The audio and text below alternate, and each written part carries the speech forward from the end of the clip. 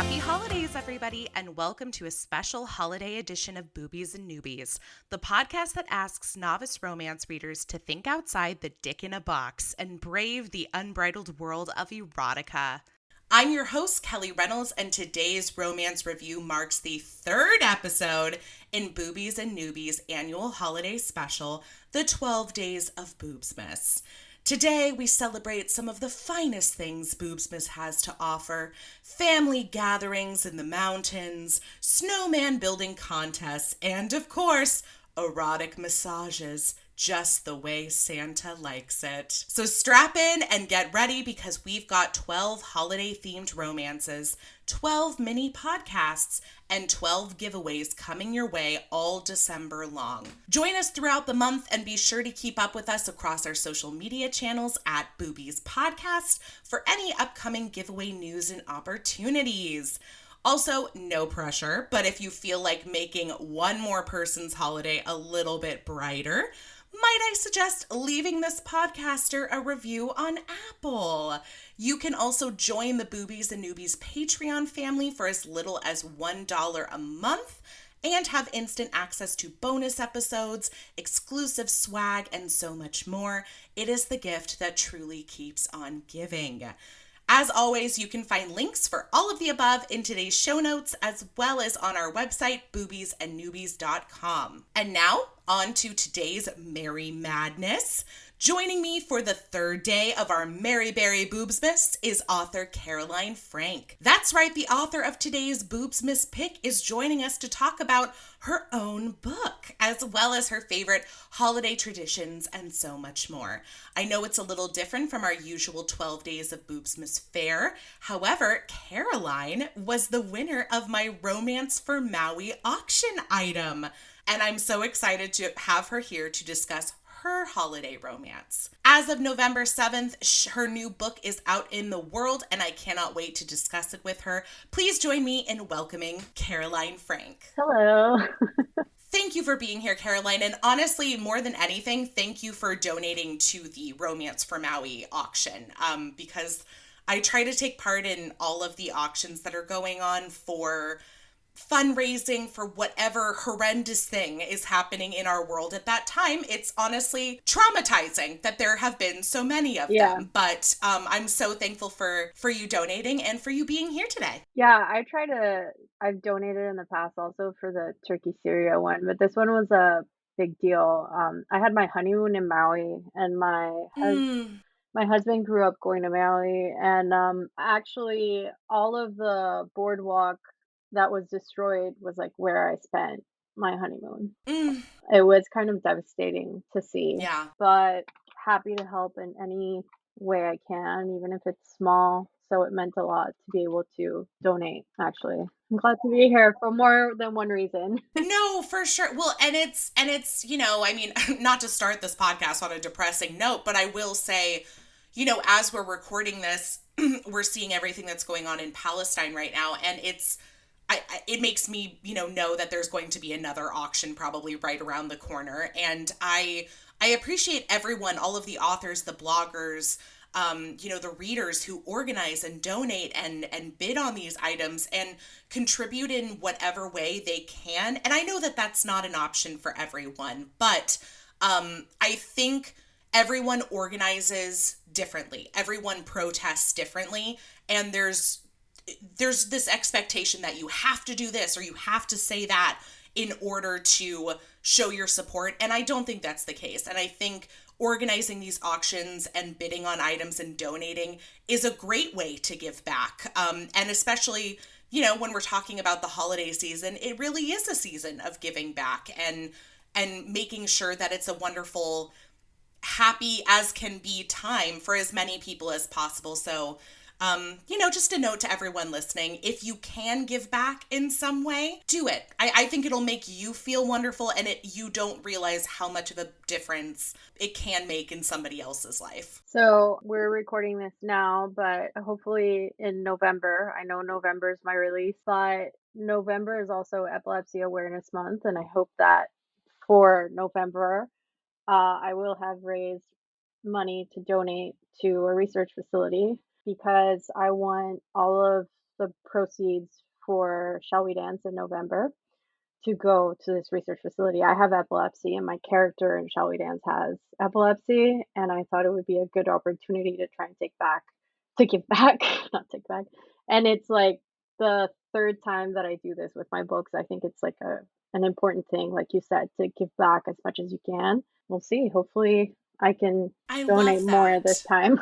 That's fantastic, though. And honestly, I mean, obviously, I know this episode will come out in December, Yeah, past that month in question, but please send me the information and I will 100% share, get it out there, and hopefully get you as many funds to donate as I hope possible. so. So, Yeah, it'll be fun. yay! Wonderful. Well, this would be the part where I would introduce what we're reading today and, who it's by and what we're talking about. And like I said, things are a little bit different. But today's reading selection that we will be discussing, even with the author herself, Second Chance Snowmance, is by you. I don't even know what I was going to say. It is available as of November 2023. It's available on Amazon for free if you have Kindle Unlimited. And I believe, I didn't realize this when I sat down to read it, but it's the third book in your Seasons of Love series. And so my first question for you would be, as somebody who, came into this series in book 3, would you mind telling everybody a little bit about just the series at large? So you can read it as a standalone 100%. Yes, I agree. I think the only thing that might be a little weird is the background on her best friend Barbara, but I think you can gather it from context clues, or at least I tried to. Yeah. The series came about with the first book, Fallen to You, which was written to give you like kind of cozy fall vibes. And it was just like a feel good rom-com brother's best friend trope, and I loved writing it. I did date my brother's best friend for like 3 years. Stop it. No. It was You're living dramatic. the fantasy of, No, you're it living was either not a the fantasy fantasy. or the horror of so many people, because I feel like it could go either way depending on who your brother is and who their best friend is. A lot of things were modeled after stuff that actually happened, Oh but my like God.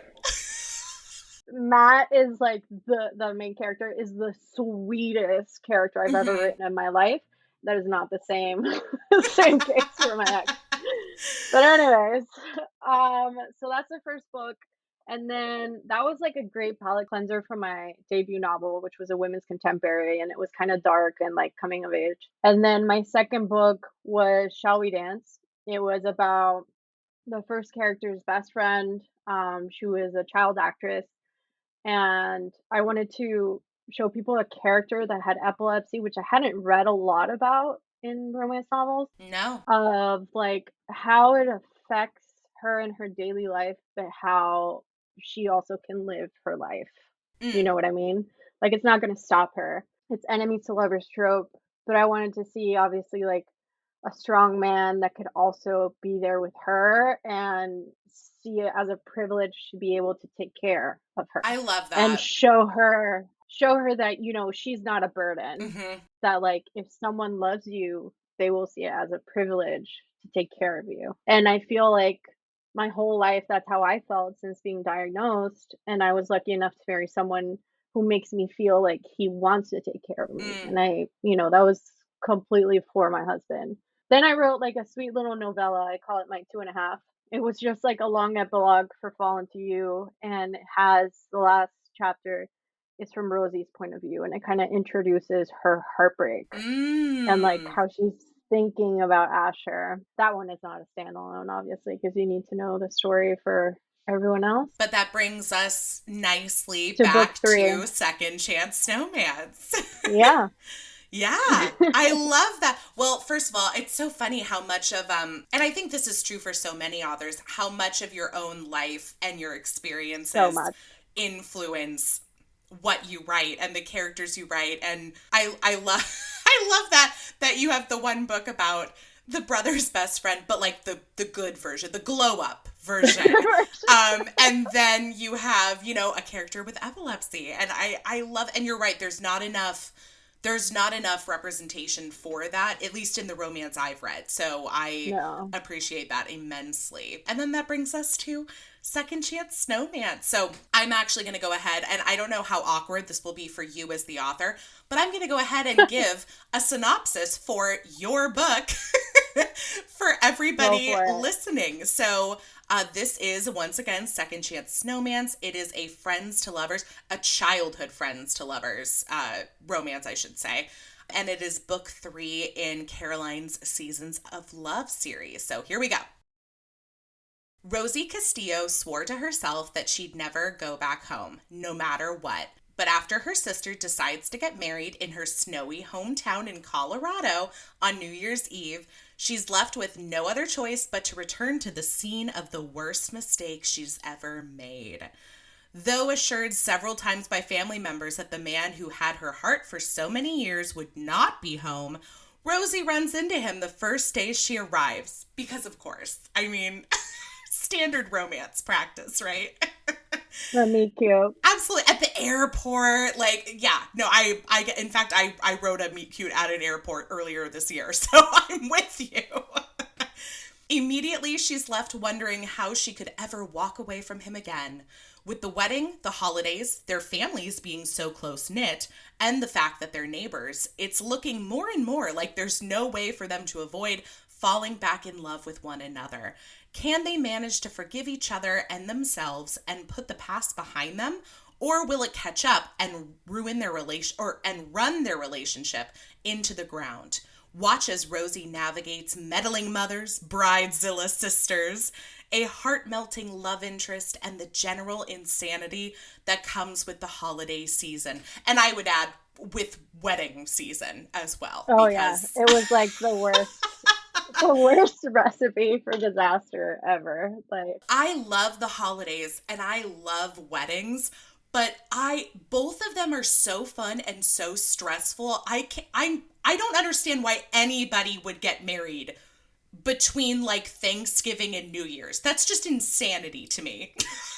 Listen, I got married after Labor Day, the week after Labor Day, which is like such a random date. And every time someone tells me they're engaged, I'm like, I'm so sorry for you, but not because you're getting married.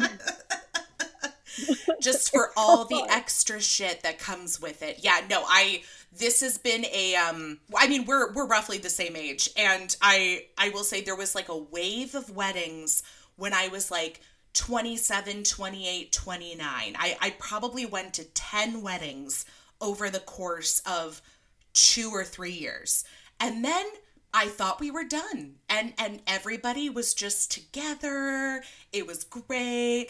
And then I had the friends who have been with their partners for years and years and years, but weren't married, decide to all get married in the same year. So 2023 has been part 2 of wedding season in Kelly's life.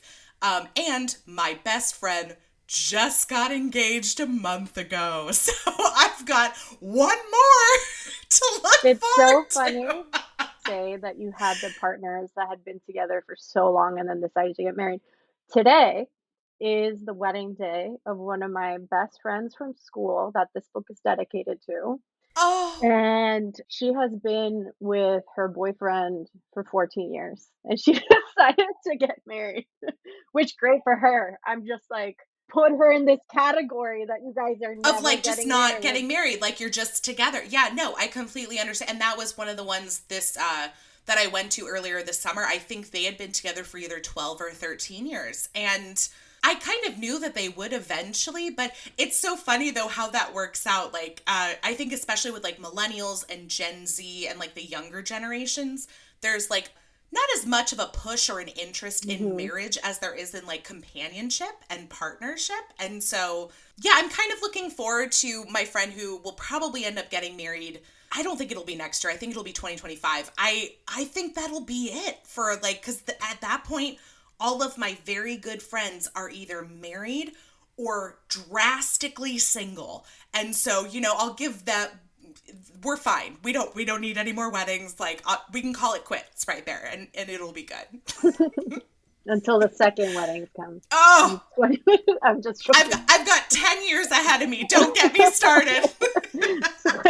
Now, the 12 Days of Boobsmas is about so much more than just the book. So, one of the things I always like to start with asking my guests is a little bit about their holiday experiences. So, I have to ask, especially this book takes place in Colorado. It's very snowy. And I think the thing that stands out to me most is Rosie's family is Venezuelan. And so they talk a lot about their experiences and the food. There's so much cooking. And so I would love if you could talk a little bit about your holiday traditions and how they may or may not have made themselves known in the book that you wrote as well. Growing up, we had all of our holidays, all of our Christmases in Venezuela. But I'm from a fairly large family. I have a lot of brothers because my dad went to undergrad in the US. He wanted us to like kind of find our independence and go to school in the US as well. So naturally, I'm the youngest. So naturally, as we graduate and everyone starts building their lives and they find their partners, we've kind of ended up scattered all over the world, which is very uncommon in Venezuelan culture, but is unfortunately a consequence of the political and economic situation in Venezuela. Like my generation, all my friends have left Venezuela, sadly. There are very few that remain living in the country. You know, I'm happy to be in this country for giving me the opportunity to work and whatever. But we ended up everywhere. So writing about Rosie keeping her traditions all while living in the complete antithesis of what Venezuela is, right? Snowy, you're in the mountains, it's like freezing. I mean, it doesn't get below 60 degrees in Venezuela. I have never checked the weather. It's either raining or they're sunny, and that's a beautiful thing. It's also a city where I live, like in Caracas. It's a very big city. It's the capital. Going back to your question, what I took from my own life is that because now we're scattered, we have to meet in different places of the world to spend the holidays together. And what unites us, and I feel like has always united us, is food and customs and traditions. I know it's something that is very big. It's a very big part of Venezuelan culture in general, but my mother's family is Italian, and food is also a huge Food. part, yeah, of Double their whammy. tradition. So we definitely make sure that every holiday that we spend together is like, these are the rules. We're gonna have tequeños, hallacas, and then we'll have pandoro, which is Italian, and like we'll do all the things. This book definitely had me looking up some of the dishes that are mentioned That's because good. I was not as familiar with a lot of them and was like, oh, well, natural. I also am just like a glutton for food in general. So like, if you listen to any episode of this podcast, doesn't even have to be a Boobsmas episode, chances are good that food is mentioned at least once in the episode. But of the food that's mentioned in the book, do you have a particular favorite? For Christmas, I'm trash for pan de jamon, which is actually super simple. It's just fucking bread with ham and olives, which I normally hate, but I don't, and raisins.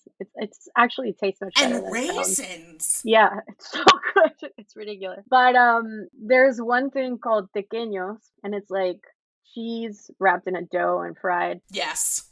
In Venezuelan tradition, if you don't have it in an important event, it's like super bad luck. So it has to be weddings and it has to be birthdays, Christmas, everything. I mean, you had me at cheese. Like that Yeah, was that. fried cheese. Like, why not? It's fried cheese. For my wedding, I got married in the US, but I had to drive into New York and buy a ton of tequeños. And my mom was like, half of the people are American. They're not going to eat it. And I'm like, they're going to eat it. They were gone in like 5 minutes. It's fried cheese. Why would they not eat it? Like that that would be a crime. Exactly. That seems to be a constant, I will say, in a lot of our discussions about holiday traditions on this podcast is food. Because regardless of what it is or where you come from or how big your family is, it does seem like there is usually some element of food that brings people together. And I think we also tie a lot of memories to food. 100%. So when we eat it, even if we're by ourselves, we like relive those moments that Yeah. those memories evoke. So another thing about food is in at a certain point, Julieta sends Rosie to bring Asher and Jamie arepas. So Oh, I love my arepas. husband sees arepas as like a special occasion type of deal, but for me, it was like my breakfast every day. So it's like my version of peanut butter and jelly. And that was another way of tying it into, an immigrant family that's trying its best to acclimate, but keep its roots at the same time, which I think was Yeah. also important to show, not just like with food that you have over the holidays, just like an everyday thing. I thought it was so interesting. I first of all, I always love reading stories with bigger families in general, or just like sibling dynamics, because I'm an only child. And so I love reading stories with families that look nothing like mine, because I'm like, wow, it's almost like a character study for me, because Mhm. I'm just like, whoa, what is this, like a sister thing, or is this like an older sibling, younger sibling thing? What I love about Rosie is she definitely breaks from, I feel like, a lot of the ideas that at least I would have had about growing up in like a immigrant family. And like, she moves to the big city, she colors her hair pink, she works in fashion and costume design. It's And I have a friend who, very similar, her dad's from Colombia, and is all about chasing, quote unquote, the American dream, whatever the fuck that means these Yeah. days. But, so she, unlike her brother who went to business school and is now, working in like a traditional 9 to 5, she pursued being an actress. And so I've seen a lot of the things that I see with Rosie, and this disconnect of like her family not necessarily like understanding some of the choices that she's made, with my friend and her family. And it's a really interesting dynamic, and I think a lot of that comes to the surface during the holidays, when you're all of a sudden thrust back together. And I mean, everybody asks you the moment you get there, how's life, how's work, what's new, who are you dating? Like, we've all had those conversations. If you're the person that moved away, and I am that person too, if you're the person who broke from tradition and moved away, and you see your family once or twice a year, you have had this conversation with 30 relatives at Mhm. once. And I really love seeing that in holiday stories, intermixed with, the fun stuff too, the snowman and the gingerbread and everything. Like, I like seeing those like more difficult moments of the holidays playing out in holiday romance. Yeah, we all love the ideal of a holiday romance, right? Like everything's fluffy and like Exactly. so cute, Hallmark movie. But I guess what happens to me, and I'm sure it happens to you, you don't realize how much of yourself you're putting into books as you're writing. Amen. And this was, I realized 90% into my book, just so many pieces of me are Yeah. here. And I play into Rosie's middle child syndrome, right? Because she's the middle child, but I'm not a middle child, I'm the youngest, and yet I still felt a lot of not yes, resistance from some family members, and others just like, "I don't understand you, but if it makes you happy, like, fine, Right. cool." But it's definitely like my family are more analytical Mhm. and, business Mhm. school and engineers and all you whatever. And I have to admit that most of my life I tried to be that way, Yeah. even though I was very artistic. And then at a certain point, I feel like 2 years ago, a year into my writing journey, I was like, "That's just not who I am." Right. And I think that's also the magic of hitting your 30s where you're just like, "Fuck this, I I'm just who I agree. am, and it is what it is. Yes. Like, deal with it." And I think that was an amazing part for me of writing this story where it's hard to let go of people that you love and, that are disappointed in you, but, at the same time, you have to make your own life. Right. and you have to be happy with the life that you built. That's the beautiful part about her character arc, is that she realizes at the end of the day, like, I think I'm doing what I love and also standing up for myself, but at the end of the day, I'm not. I'm still trying to please other people. Yeah. I'm fully guilty of this as well. I always have to ask myself, like, are you living your life for you, or are you living it for your family? Like, and I think that's Yeah. a rough spot that a lot of people in our age range are facing right now, because I mean, we're seeing it, politically, like across the nation. Like, there's just such a divide, especially amongst generations, that I think people are kind of having this reckoning of, do I stay silent? Do I, for the sake of pleasing my family, and just kind of go with what I know will make them happy? Because I don't think anybody at the end of the day wants to hurt their family, or not please them. No. Yeah. Or do I live my life? And if that happens to not, work for some people, oh well. And because that Yeah. also hurts too, is because you don't want to lose these people in your life. Yeah, no, I mean, in thinking about how much of ourselves we put into our books, I thought in my first holiday novella that I was like, this is me 100%. I have a tattooed fat heroine who's pursuing acting in Los Angeles. That was me 10 years ago. and and then when I wrote the new one, I was like, it was more about how my female main character is kind of the oldest child and broke away from all the expectations of her family, that's lived in the same place for multiple generations, that has done the same jobs, that all live within like a 20-minute drive of each other. Which is a huge thing to do, especially for a firstborn. Like, you're Yes. expected to, yeah. But this is a thing that I've also noticed amongst a lot of my friends who are oldest daughters, especially in a family of daughters, is that when there's no sons, there's no boys. There's a lot of, the expectations change. I think there's a difference in expectations for oldest daughters than there are for oldest sons, which is just another, awful socially constructed thing I could go into for days. No, it's true. We put so much of ourselves in our books. And I really enjoyed this one. I know we've talked a lot about Rosie and her family, but, we have to talk about our hero too. Oh my God, Asher. I'm in love with Asher! Asher. To me, he looks like, in my head, he looks like Adam Brody in glasses and a tweed. Like, I legit have an inspirational photo of Adam Brody dressed that way, and I'm like, that's Asher at the Christmas That's party. okay, but like, what era of Adam Brody? I'm gonna say, like, so obviously high school Asher is the OC Asher Right. for me, and is the OC Adam Mhm, Brody. mhm. And I feel like now, just like nowadays, Adam Brody. I don't I know. I can see it. Google Adam Brody with glasses, and you'll thank me for it. Like, I mean, he looks great yeah.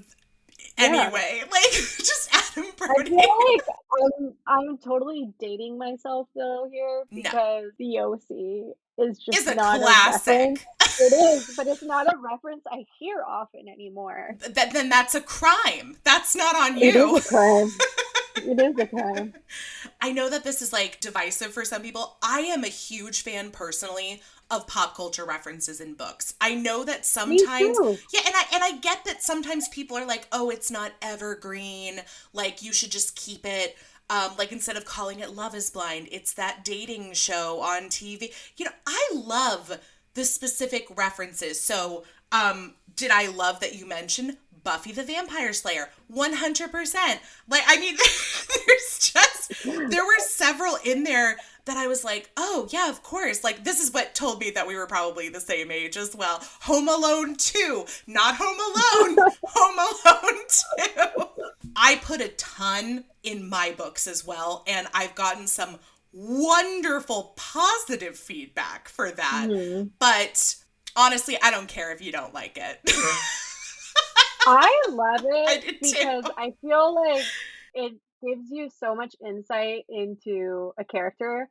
Like, Rosie's 27 years old. What the hell is she doing watching Buffy the Vampire Slayer? Right.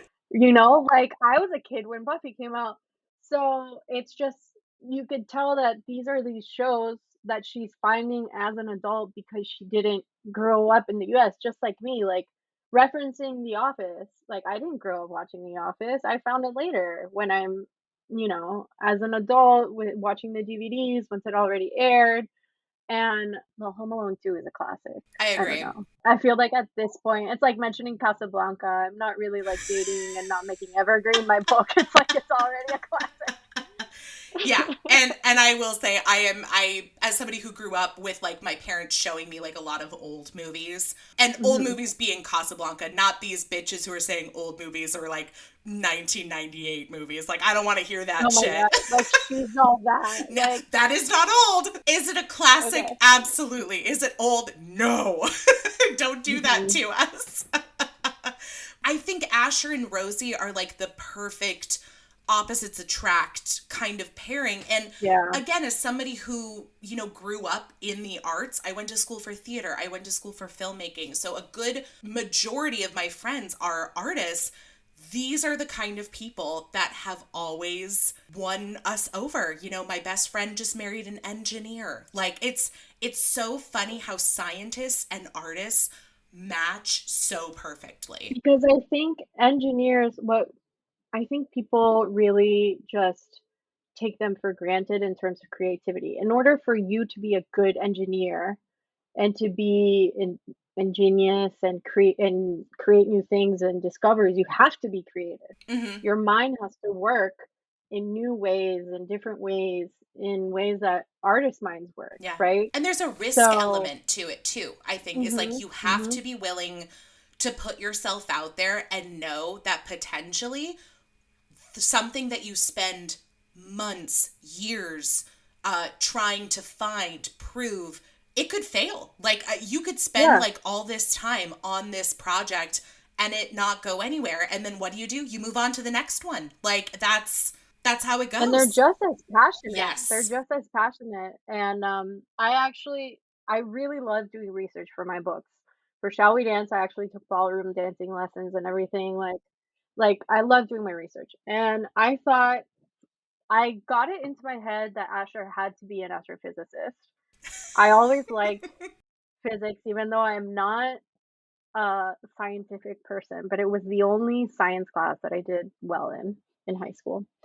And I thought, you know what? I'm in Cambridge. I live by MIT. Let me message randomly a PhD candidate. I messaged the first person. She ignored me. And then the second person turned out to be an amazing girl who's a genius. She is like the coolest person I've ever met in my life. Mm. And now we're friends. And like, that's what I'm saying. Like, I thought, oh my God, she's going to think I'm an idiot or she's going to think I'm a weirdo because I'm this random Nope. person being like, hey, I found you online. But no, it's great, and now we're friends, and sadly, she moved away because she She's got to go be graduated, and brilliant somewhere else. Oof. she did. She helped me with the research for the fellowship, and, like, she won the fellowship that Asher won. Oh my Yeah. God. So is she also in Pasadena at Caltech? No, no, she's not. She got into the Caltech program, but she switched her fellowship to, Chicago. Oh, which is But my I other thought city. wouldn't it have been hilarious? But again, just another great example of, not only writing what you know, but this is why anybody who dates a writer or has a writer in their family, you need to be weary what you talk about because it's all fair game. Mhm, mhm. The amount of people I've gotten back at in books. It's so good. So good. Don't piss me off, Jeremy, or you'll end up in my book.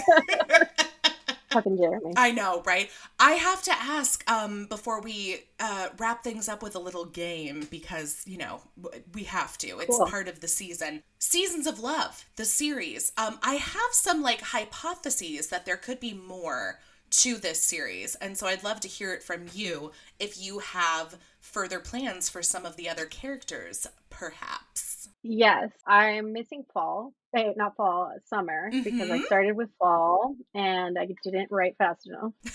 So summer's missing. I kind of have an idea of what I'm gonna write, but it's definitely gonna be for Diana. Great. I'm gonna give her her little happily ever after because I kind of just, like, screwed her over in the book. With her shithole husband. Yeah, his fucking Rodrigo, who sucks. And so, spoiler alert, as if you don't realize 5 minutes into the book that her husband sucks. But yeah, I have a title, which is hilarious because I suck at titles. Snowmance is a title that I did not come up with. Oh, it's great. Whoever did. Yeah, I have to credit my friend for that one. I just wanna give her, like, a nice, rounded, happily ever after, especially because she's older, you know? And Yes. I just wanna see a book that is not about a twenty-something-year-old, even though I've written about twenty-something-year-olds, you know what I mean? That's okay. Yeah. Yeah, no, well, and I feel like a lot of the time, and I'm going to guess it's probably just to avoid mess, but I feel like a lot of the time when we have a character who has been married, often they're a widower. Like, I mean, a lot of the time it's because somebody dies, and I don't think we usually get to see the marriage implode and then see that character Yeah. go off and find somebody else. Yeah. And I love that idea to she's not starting because if you read this book and then you read her book in the summer, hopefully when it comes out, you'll have seen, you know, who she was and where she's coming from and where she's going. And obviously, I mean, you can read that without having read Second Chance Snowmance, but I think there's a lot set up for her that's going to inform Yeah. her character and her choices in her book. Yeah, I'm excited. I still have this book in the way before I can start writing that is about a divorced woman, actually. Mm.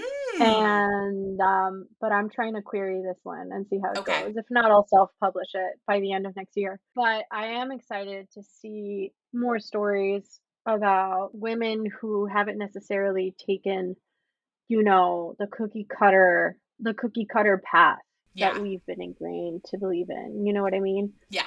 I also just, like, felt like shit leaving her like that. So Yeah, she deserves her happy ending. And I kind of knew, I mean, I assumed that that's where we were setting yeah. her up to go is for her next story. Cuz I was like by halfway through the book I was like there's no way we can redeem this man. Like this guy sucks. And I won't give too much away. People will have to go read it to find out just how badly he sucks. That's not the main point of the story. And I think Rosie and Asher got a beautiful second chance.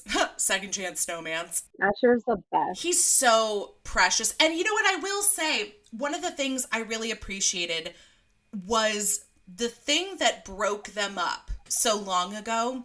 At first glance, it's such like petty high school bullshit, you know? But it's like, again, I kept reminding myself, but they were 18. They were 18. Yeah. Of course it was this stupid high school bullshit.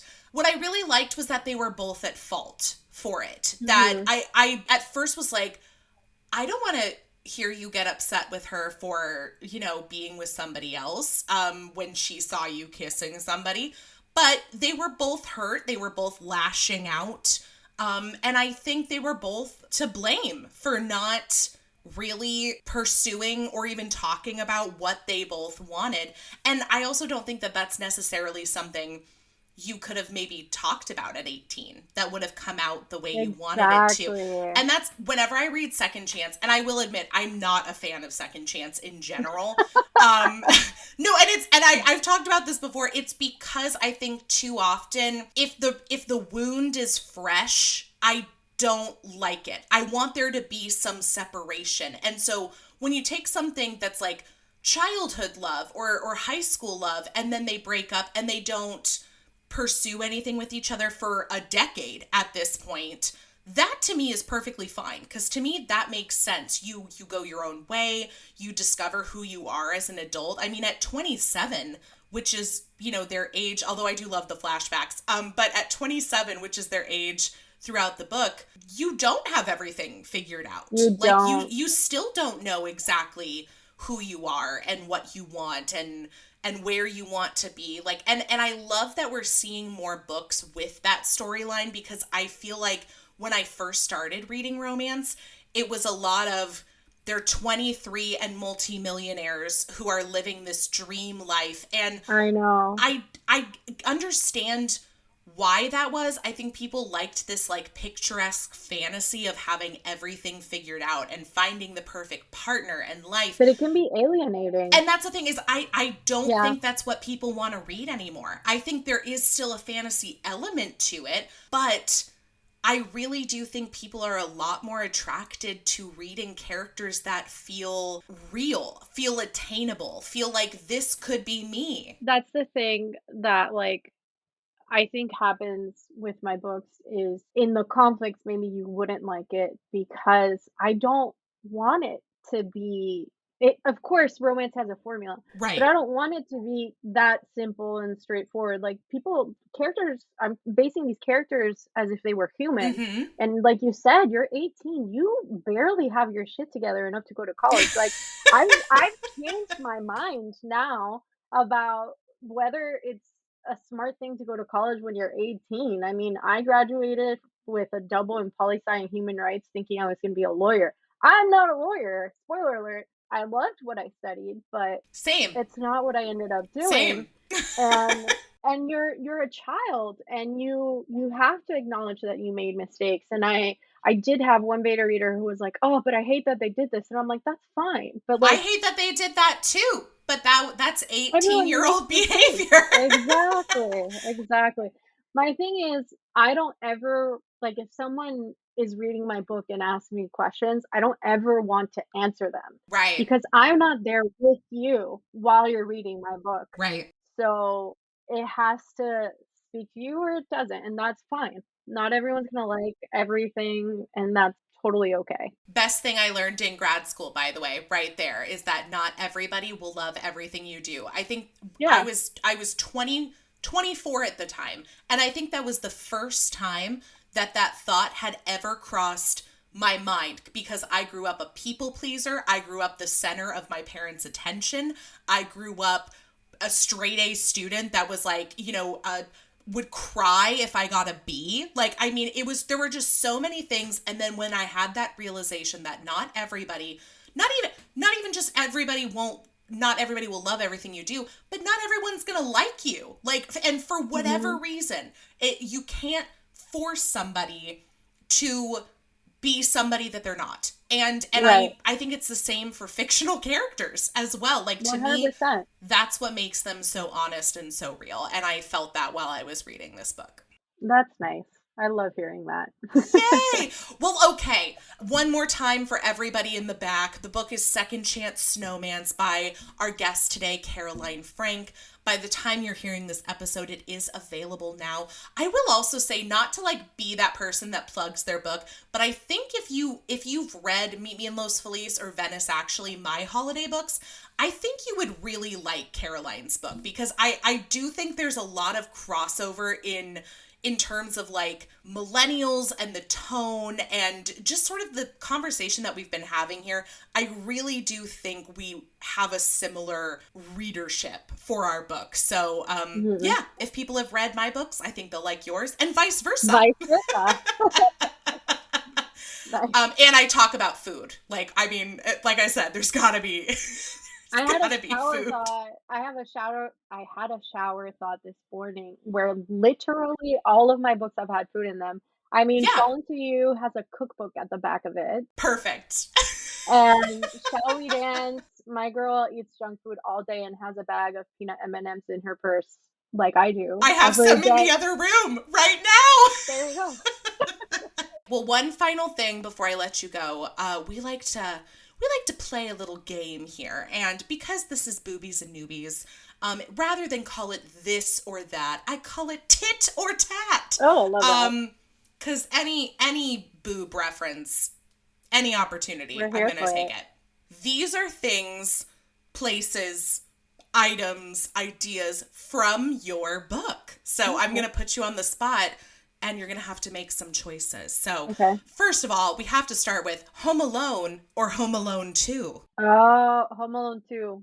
I lived in New York for 5 years and I enjoyed FAO shorts when I was a kid. So yeah, for sure. Yes. Okay. Fantastic. Skiing or snowboarding? Oh, skiing. I can't snowboard. No way. Lady Gaga or Adele? Oh my God. That is a horrible question to ask. I'm not asking you to kill one. This isn't like marry, fuck, or die. This is just the other one still exists, but you have to pick one. I think like I definitely fuck with both, but and they're the one of the two most talented people in music. But I think I'd go with Lady Gaga because I feel like like if I'm depressed, she can like bump me up, whereas Adele would just like make me cry. So, which fair, yeah. Understandable. East Coast or West Coast? East Coast. I'm a West Coast girly. However, I've only been to the East Coast once, and so I do think New England is so good. Oh God, and that's where I want to go so badly. I am going to a couple of book events next year on the East Coast, so part of me is like, maybe I just extend my stay and just keep staying on the East Coast. I'm gonna hit you up if I make it to Massachusetts. Yeah, hit me up for sure. You got it. Cholula hot sauce or Tabasco? Cholula. This is an internal debate in my family. My husband's from California, so he does Tapatio. My grandfather grew up with Tabasco. Like, we grew up with eating Tabasco, but I discovered Cholula when I moved here. So it's like we have 3 hot sauces at the dinner table. That is one of those things that I feel like everybody has their brand. I feel like there was another thing I was thinking of where it's like the same thing where people will. It's so funny. I feel like the other one that I think of is peanut butter. Like, I feel like people always have an argument. Or Skippies? Yes. For sure, 100%. Yes. And then crunchy or smooth. Like, I feel like it's so divisive. I'm a Skippies crunchy. Oh, okay. See, I used to be a crunchy person, but when I eat it, most of the time I put it on toast, and like toast is already crunchy. So like I don't want crunch. I get that. Brand wise, maybe I'm the weirdo because I just buy whatever's the store brand that's cheap. I don't blame you. I buy Kirkland peanut butter. Hey, Kirkland peanut butter is really good. I like it. It's great. Whatever it is. Giving a massage or receiving a massage? Receiving. I'm not going to give a massage. Christmas or New Year's? Christmas, this is going to sound trite, but because I don't see my family as often, so Christmas because I see my family. Yeah. Not every year, but every other year. Do you guys ever, do you extend it, the week of Christmas to New Year's? Or is it mostly we see each other at Christmas and then by New Year's we're back wherever we live? We usually do, let's say from the 21st to, the 28th. Okay. Snowman building competition or spending the day cooking? Cooking. Yeah? I love snow, but I love cooking so much more. Really? Okay. I do get that to some extent. I will say the one day the entire year that I spend the entire day cooking is probably Thanksgiving. Yeah. And because it's the minute you get up, there's always something going on. The key is prep the day before. You're right. Yeah. That's 100%. Because I feel especially doing it with friends, because I don't really do Thanksgiving with family. I do it with friends now. And we have a really relaxed, carefree time cooking because we're not following all the rules that our families created. So it really isn't stressful. It's just the way that our family made it stressful. Yeah. Yeah. Okay, these last two are very much just for the millennials and maybe a few Gen Xers. Okay. The Office or Buffy the Vampire Slayer? Buffy. Okay, so this last one, I feel like if you are a Buffy fan, and it's clear that you are, this will probably be a very easy answer, and that is Spike or Angel. Oh, well, you saw my internal debate in the book, right? I can have a half-hour podcast conversation about this. I will sum it up in 45 seconds. Okay, Angel is fine. He's giving soulmate vibes, but he's really not because they can't ever boink, okay? Because he'll go psycho. Mm-hmm. And also, his brooding is kind of annoying. Spike is hilarious, but he did rape or almost rape Buffy, so it's really hard to forgive that, except then he gets a soul. So I think she's fucked either way. Yeah. I don't know. I like Spike. He's really funny. It's so funny. I mean, okay, it's funny, but also like very infuriating, especially somebody who is like, I went to school for screenwriting. And so like we dissected so many shows and movies and read scripts and watched episodes. And the amount of couple fandoms that were created, especially in the 90s and early 2000s, that are so fucking toxic that we stand so hard. Like, I was a Friends girly, so obviously you're rooting for like fucking Ross and Rachel to get together. And then as a 32-year-old, I watch Friends. I'm like, they're awful. Like, he's terrible. He is a terrible boyfriend. And also, like, Big. I rewatched Sex and the City, which, like, by the way, I can't stand now. I'm like, why? No. Why were we rooting for Big? No. Well, and the new one's terrible, by the way. It's terrible. Reboot it's so they've done. Disingenuous. It's so bad. It's so disingenuous. But Sex and the City is another one that, like, you want a dissertation on it? I'll write it. And it's one of those ones that I do rewatch probably at least once a year. And I'm just like, everything that we were told about it is so wrong. Like, we were told Carrie and Big, like, ultimate couple goals. Terrible. She, by the way, worst person on the fucking show. Worst person. And then She's a horrible person. And then the fact that they all treat Samantha so terribly. And I don't know who started the narrative that Miranda is like the one that nobody wants to be. Like, if you were like a foursome friend group, nobody wanted to be the Miranda. Nobody likes Miranda. And I'm like, she's like the one who really like has her shit together. Like, the whole show. The whole show. It's wild. So, yeah, I'm glad we can share these hot take opinions on pop culture. Oh my God. Then the ultimate question is Edward or Jacob. And I'd say Edward, but they all suck. Once again. Like, I'm telling you, if you go back. And I was a twihard. Twilight is the series that I credit for my introduction to romance, because I read it my senior year of high school, and then come freshman year of college is when I started reading adult romance. And I really do think Twilight played a large part in that. And I was rooting for them. I read those books because I was like, I need to get to when somebody has sex. I need to see them bang. And oh God, they duped us all. We have a whole generation of women who were fucked up by these toxic love triangles in the 90s. Yeah. Horrible. Horrible. That's a good way to wrap up the 12 days of Boobsmas. Well, thank you, Caroline, once again for joining me. I really enjoyed your book, and I think a lot of people will this holiday season. I think it's the perfect way to get into holiday reading, which I start in September. And if you're writing a holiday romance, you probably start in June. So I really enjoyed it. I know everybody will too. And for everybody else who's listening, we are just getting started with the 12 days of Boobsmas. If you missed the first and second days, you can always go back and listen. Make sure you're keeping up with Boobies and Newbies across social media, because that is where we are announcing the giveaway opportunities for you to take home some holiday reading of your own. And then last, of course, don't forget to follow Caroline. I will be sure to pop in her social media handles so you can keep up with her and what she's working on.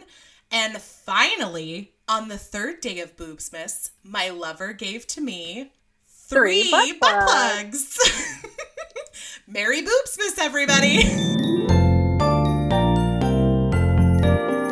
On the third day of Boobsmas, my lover gave to me 3 butt plugs, 2 nipple clamps, and a hot hookup underneath the tree.